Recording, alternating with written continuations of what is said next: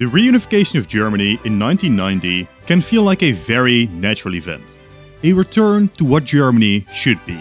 The final settlement of World War II for the nation. Yet, it is not that simple. By 1990, the nations had been divided for 45 years, with completely different political, economic and education systems. Yes, the people on both sides of the border were still Germans, and communications between the states was far greater than, say, between North and South Korea.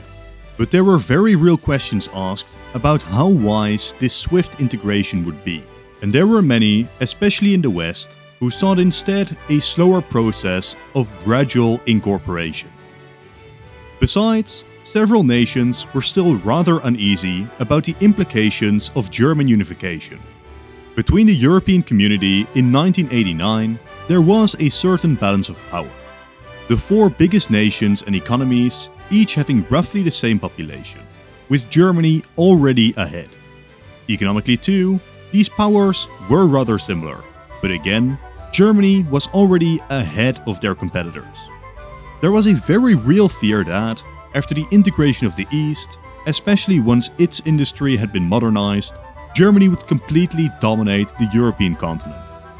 Of course, this has proven to be exaggerated fear-mongering, but it was a very real concern for many Europeans.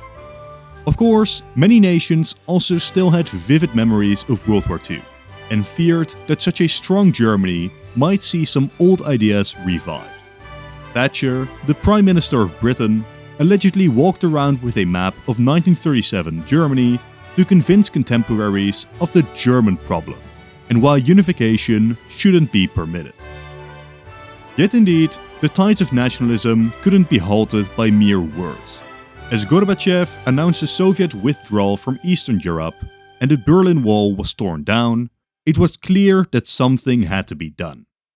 Thus, the 4+2 conference was called, a meeting between the four occupying powers in Germany and the two German states themselves. Behind the scenes, the United States was working hard to ensure that German unification went through, pressuring France and Britain to accept it too. At the same time, the sheer speed of events overwhelmed most of the powers. At the end of the day, if Germany did unify, what were they going to do? Declare war on the Germans to reverse it? Nobody wanted that. And even a European invasion of Germany wouldn't even work if the Soviets and Americans supported the Germans. So, it was agreed by all powers that Germany should be allowed to reunify.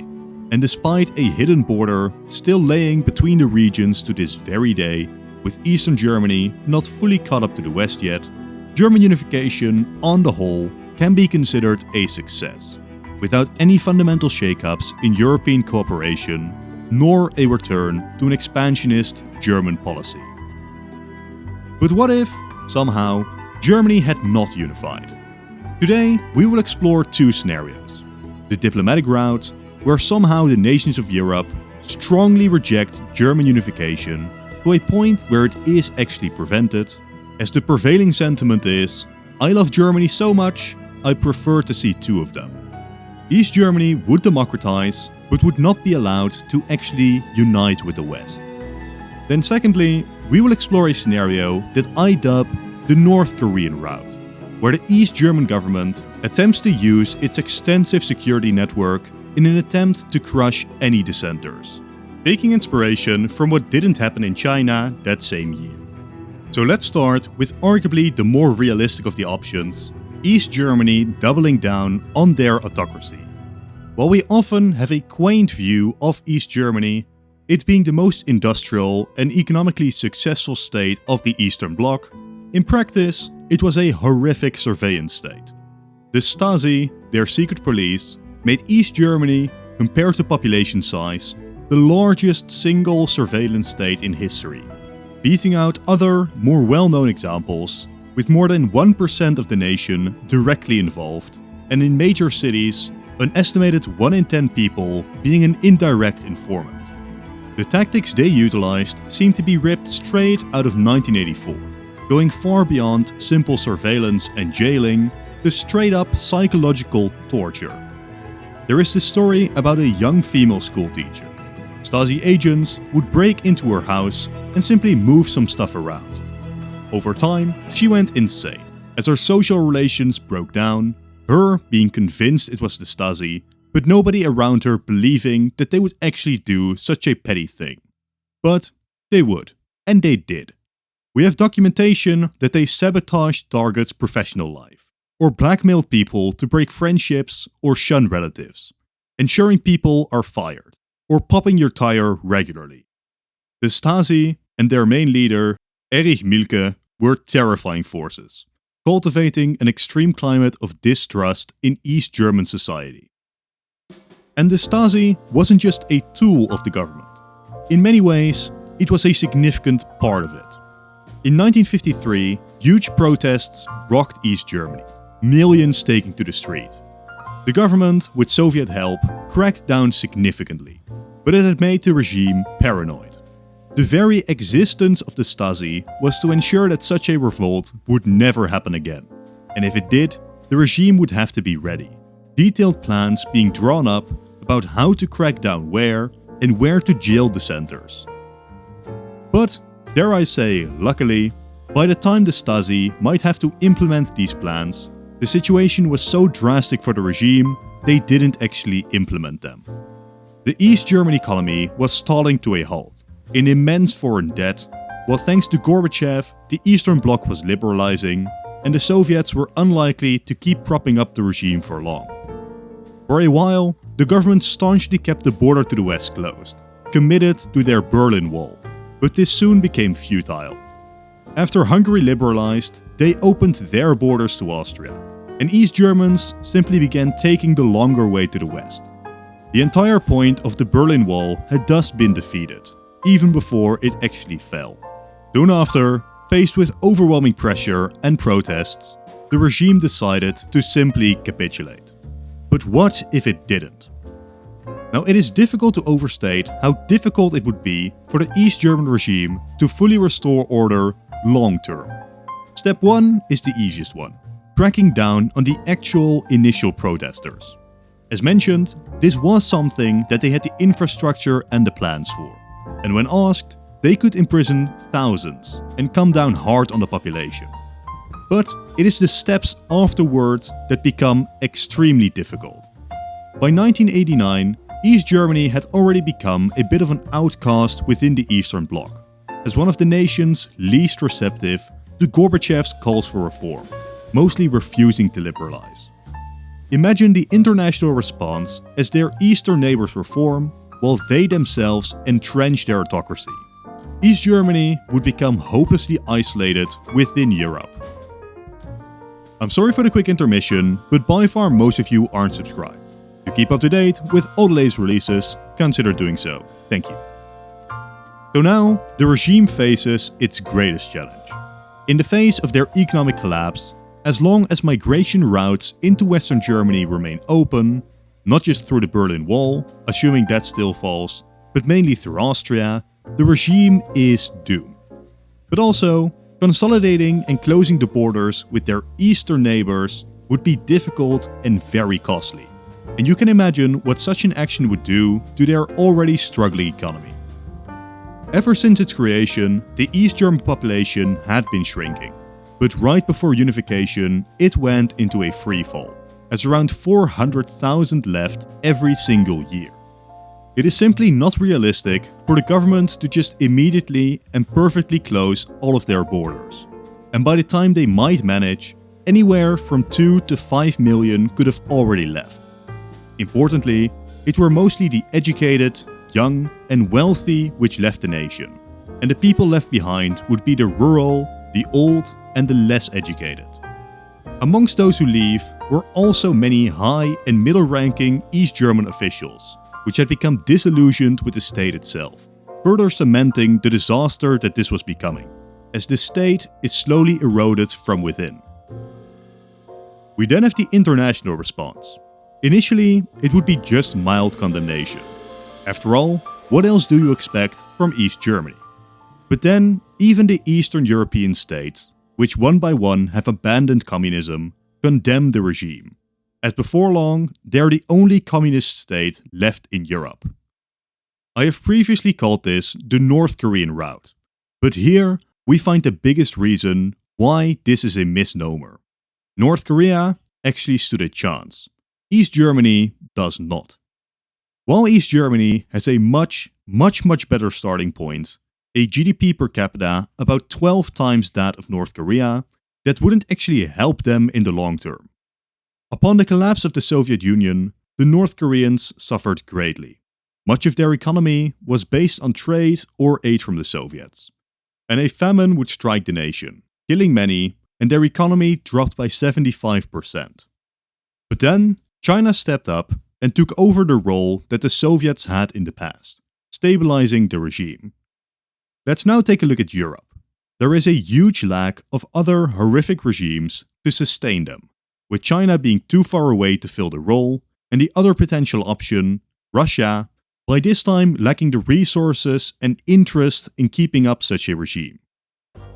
So, I'm sorry to the people who actually expected East Germany to become a North Korea in the heart of Europe. Building a massive army, maybe develop nukes, it just wouldn't have happened.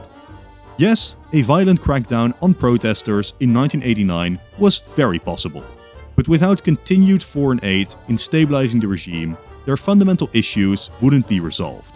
It would simply be seen as a desperate, final act of horrific cruelty before somewhere before the 2000s, the regime would still collapse from their extreme emigration stream and collapsing economy.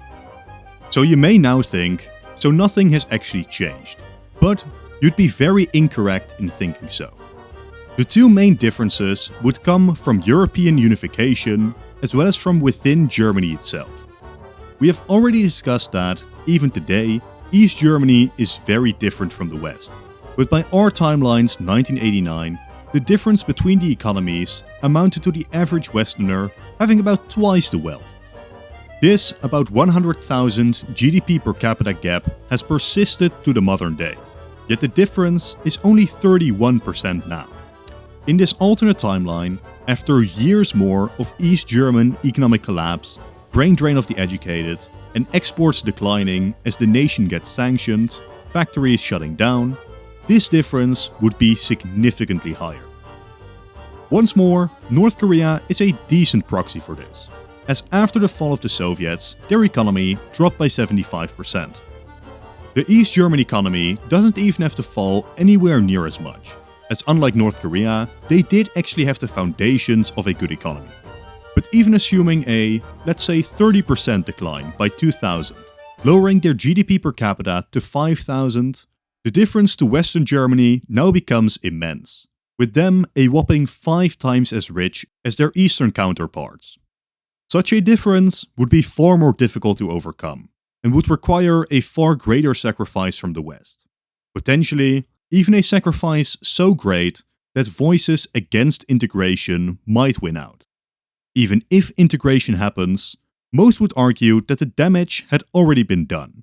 Most of the people who fled to the West would have been there for the better part of the decade, and likely aren't returning east anytime soon. And even more so than in our timeline, the East is left with an older, poorer, and lesser educated population. European unification might also be seriously affected. German unification was a big motivating factor behind the further formalization of European unity, as several pre-existing treaties and institutions would now be merged into one. By no means do I think that this wouldn't happen now. The foundation for it was already there, but uncertainty and doubts about the future of Germany might just delay it. Beyond that, even if or when the European Union is founded, expansion towards the East would become a lot more difficult if an angry little state lay between the European Union's core and the East, with especially the integration of nations like Poland and the Baltic potentially being delayed.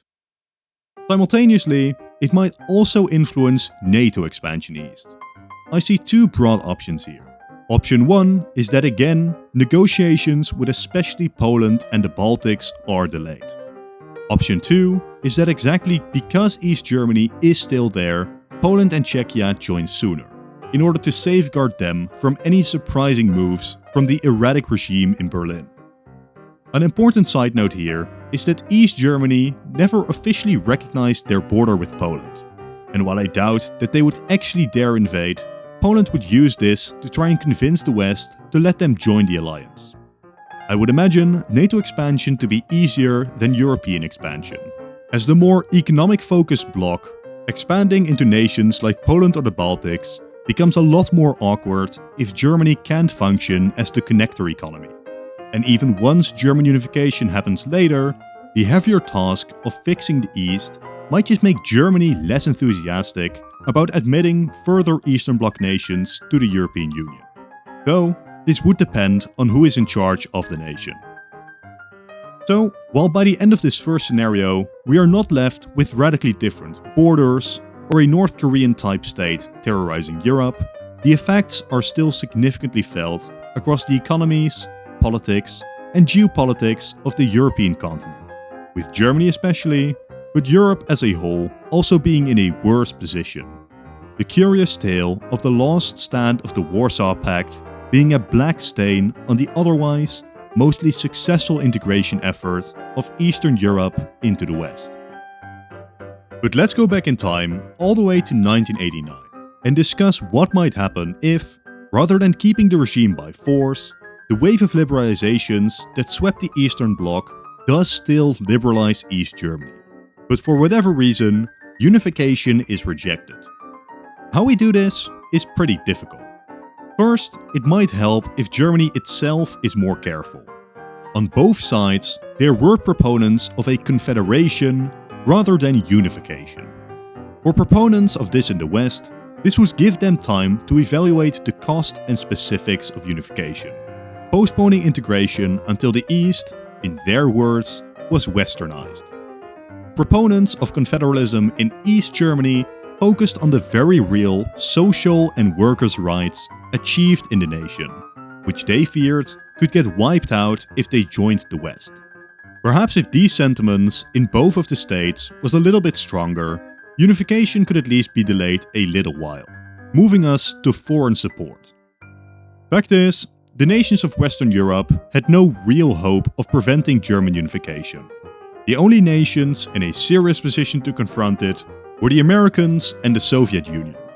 The Americans could leverage their immense diplomatic weight on the European continent, while the Soviets had a more direct tool, the prerogative to simply use their military to stabilize East Germany, something Thatcher actually asked Gorbachev to do historically. But it doesn't even have to come that far. If both of these superpowers, vocally, join the opposition to German unification, they might diplomatically prevent it. Why Bush or Gorbachev might do this, I do not know. But let's just say it is a side effect of everyone being cautious about the impending collapse of the Soviet sphere. So, full unification is for now off the table. But everyone knew that something had to be done. The East German economy was in freefall. In order to remedy this, the very Germanly named Treaty establishing a monetary, economic and social union between the German Democratic Republic and the Federal Republic of Germany was signed. Thanks to it, East Germany adopted the West German mark officially. Several Western German laws were adopted in the East, and the West effectively began sponsoring the East German government budget. From this point forwards, even without unification, East Germany had become dependent on the West. In our timeline, this treaty was the basis for unification. But what if this was as far as Germany went? A very loose confederation between two sister nations. Well, things swiftly get difficult. In Eastern Germany, several parties had reformed and immediately tied themselves to their Western counterparts.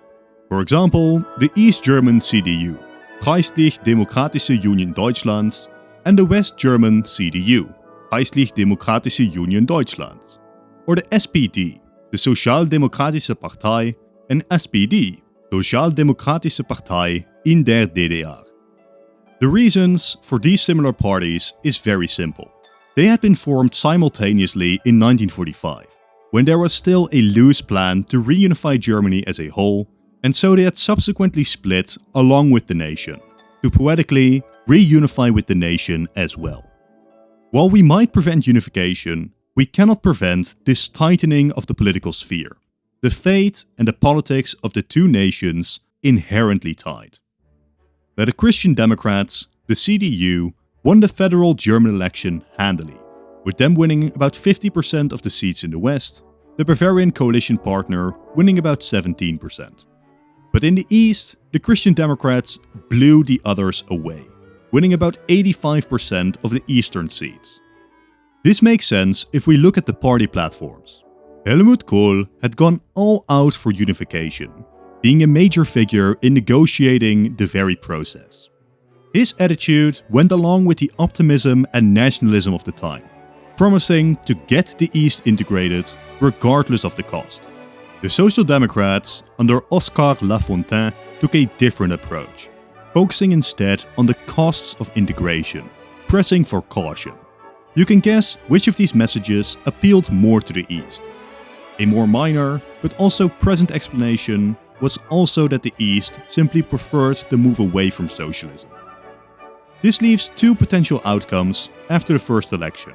The CDU will almost certainly be the larger party in the East, but in the West, the election might just be hotly contested. In the case of a CDU victory, we'd have a rather awkward situation. Pretty much the same party rules both nations. Economic and political boundaries were being torn down. The peoples of the two nations are practically the same. Yet still, foreign pressure prevents them from just tying the knot already. You can imagine that especially in the East, this might create quite a bit of anger towards America. This would be further increased as once the Soviet Union collapses, the only potentially understandable argument against unification would be wiped away. But the situation where the SPD wins in the West could be more interesting, leading to different parties in the twin nations. The West moving left and the East moving right. Such an SPD victory might be possible, as they would focus hard on attacking Kohl's failure to unify the nation, an issue he had himself prioritized. This could have a number of European-wide consequences. Most notable, as Oscar Lafontaine would now be the German Chancellor. He was a fervent pacifist and a very notable critic of NATO.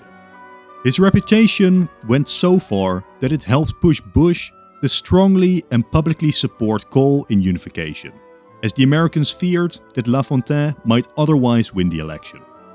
To quote Bush himself, "Everything about Lafontaine makes us anxious." During conversations about the future of German unification, Germany's role in NATO was also brought up, and should Lafontaine have won, he might very well have begun reducing Germany's commitment to NATO, as well as stalling East German entry into the organization and potentially doing the same for other nations. He was also in favor of evicting America from their bases in Germany. Of course, it is unlikely he would actually go for all of this in practice, as negotiations and pressure from the US and Western allies would have moderated his position, but it could still throw a spanner in the West's attempts to spread east. As for Germany, regardless of the party that won, Confederation has now taken place, delaying unification at least for years, allowing room for debate within Western Germany about how to actually implement and prepare for unification, as well as more and more international negotiations about if it would ever be allowed. During this time though, East Germany starts to struggle significantly.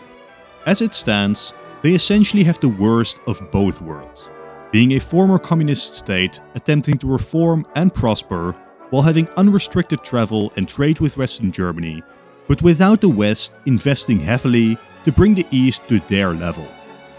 Lafontaine might actually again have an impact here, as he was in favor of restricting the flow of migrants from the East, something the East should desperately embrace, as we'd continue to see a massive brain drain, most notably of the educated and the wealthy again, something that would further weaken the East German economy over time. Now of course, to varying degrees, we have seen the same happen to other Eastern European nations in our timeline. But what might make it much more devastating for Eastern Germany is the sheer ease with which East Germans can integrate into the West. You are not a Pole or a Romanian struggling to learn Dutch, simply performing an economic task to bring money back to your homeland, which you often return to. Instead, many Eastern Germans who leave might never return, and I wouldn't be surprised if East Germany doesn't get an economic boom. Over time, I might imagine that this could once again fuel resentment in Eastern Germany, who feel betrayed by their Western counterparts.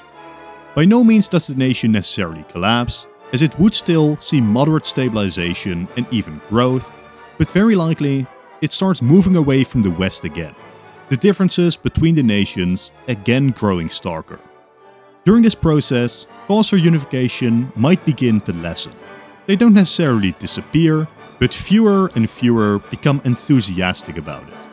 The nations remain close, united through common currencies, close trade and economic ties, likely even joint membership in the European Union.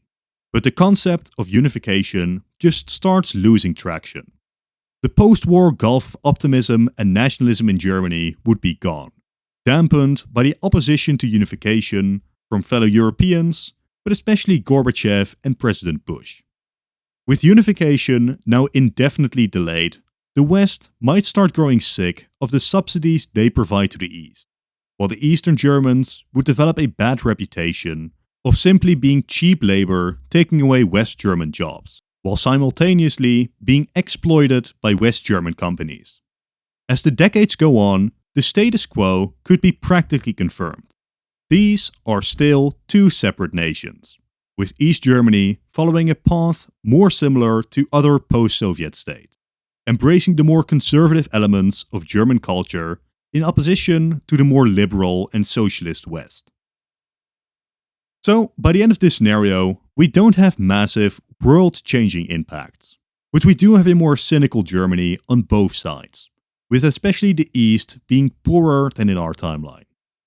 Really, Europe as a whole suffers economically from this, while Germany lacks its central role in European economic and diplomatic affairs, for better or for worse. This could potentially also translate to a weaker NATO within Europe, especially if Oscar Lafontaine did indeed win the 1990 West German election. Again, Europe might not see fundamental border shifts, but the entire continent is still, on the whole, worse off than it was in our timeline. For now though, this is the end of the video. Thank you all for watching, and consider leaving a like and a comment as well as subscribing. If you've enjoyed the video, click the video on top to watch another in this series. If you've already seen it, then I'm sure that the bottom video is great too. Once again, thank you all for watching, and goodbye.